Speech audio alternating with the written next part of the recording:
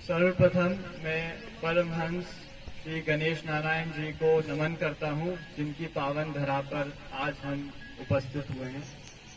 साथ ही मैं गौ माता को भी नमन करता हूँ, जिनके आशीर्वाद के बिना हम ये कार्यक्रम का आयोजन नहीं कर सकते। उन्हीं की जगह है ये भी। आदरणीय अतिथिगण श्री सुमित्रा सैनी जी, नंदी गौशाला के सभी कार्यकर्ता, यहाँ पर उपस्थित सभी अन्य गणमान्य अतिथिगण को मेरा नमन और प्रणाम। जब हम कहते हैं कि जल ही जीवन है, तो मेरा ये मानना है कि ये एक सनातन सत्य है और रहेगा।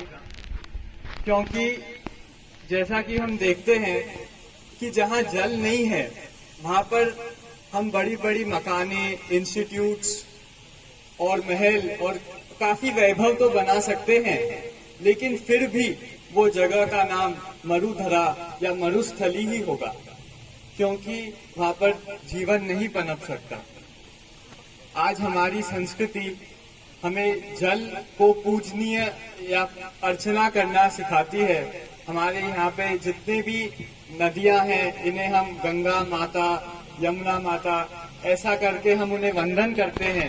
तो हमारी संस्कृति का एक अहम हिस्सा है कि हम जल को पूजते हैं और उसकी वंदना करते हैं, क्योंकि उसके बिना जीवन असंभव है।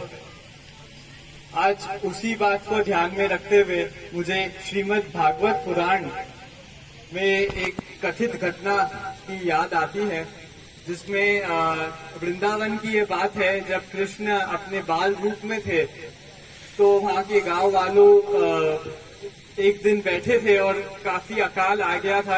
आप ये सब लोग इस कहानी से अवगत होंगे।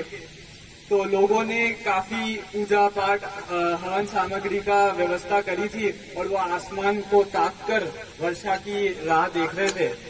तो उसी समय श्री कृष्ण वहां से आए और उन्होंने उन्हें गांव वासियों को बोला कि ये सब छोड़ो और गोवर्धन पर्वत की तरफ चलो, और गोवर्धन पूजा उन्होंने शुरू करी।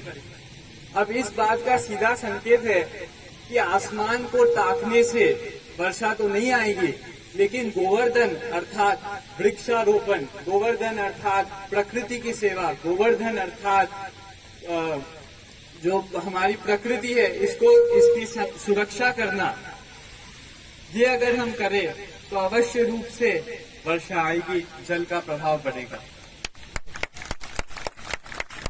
आज क्योंकि हम नंदी गौशाला जो शिवजी से एक ताल्लुक रखता है, नंदी जी का, तो आज मैं आप सबके बीच में यही बात को बढ़ाते हुए शिव पुराण की भी घटना बताता हूँ, जो इस बात को और मजबूत करे।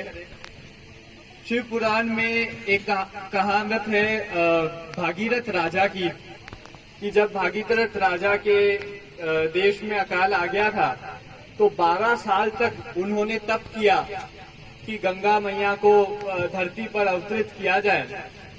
तो गंगा मैया ने ना बोल दिया, बोले अगर मैं धरती पर आ गई तो मेरा प्रभाव कोई झेल नहीं पाएगा और मुझे सीधा पाताल लोक जाना पड़ेगा। तो आप शिव जी को मनाइए कि वो मेरा इस प्रभाव को सहन कर सके। तो शिव पुराण में घटना है कि जो गंगा मैया है ये शिव जी की जटाओं से आती है। अब ये तो एक कहने की बात है कि आज जो हिमालय पर्वत, हिमालय श्रृंखला है, इसे हम शिव जी का सर कहते हैं, और उसमें जो वृक्ष लगे हैं ये उनकी जटा है। और जब जटा, ये वृक्षों से जब धारा बहती है तो वो वृक्ष इस पानी का प्रभाव रोककर हमें पीने लायक जल प्रदान करते हैं। तो आज वृक्ष की सेवा, पर्यावरण की सेवा आज ये हमने करी, तो जल वाकई में जीवन प्रदान कर सकता है। और जल हमें जीवन देता है, लेकिन अगर हम उस जल को ही जीवित नहीं रहने देंगे तो हमारा अस्तित्व भी खत्म हो जाएगा। तो हमें इस जल के प्रति कृतज्ञ होना चाहिए। और आज जो वैज्ञानिक दौर में हम देखते हैं कि जहाँ पुराने समय में जो जहाँ नदियां बहती थी वहाँ पे संस्कृति का निवास होता था। जो सिंधु संप्रदाय है वो वहाँ से जैसे शुरू हुआ गंगा के तट पर। तो आज वैज्ञानिक तौर पर हम जल कहीं भी ला सकते हैं। तो आज जैसे हम जल मंदिरों का निर्माण करते हैं कहीं भी जगह पर, तो ये एक नई संस्कृति का निर्माण होता है, नए लोगों को जोड़ने का निर्माण होता है। तो आज इसी भावना से हम आज जो हम जल मंदिर लगाते हैं, आप सभी के सहयोग को हम नमन करते हैं और प्रणाम करते हैं।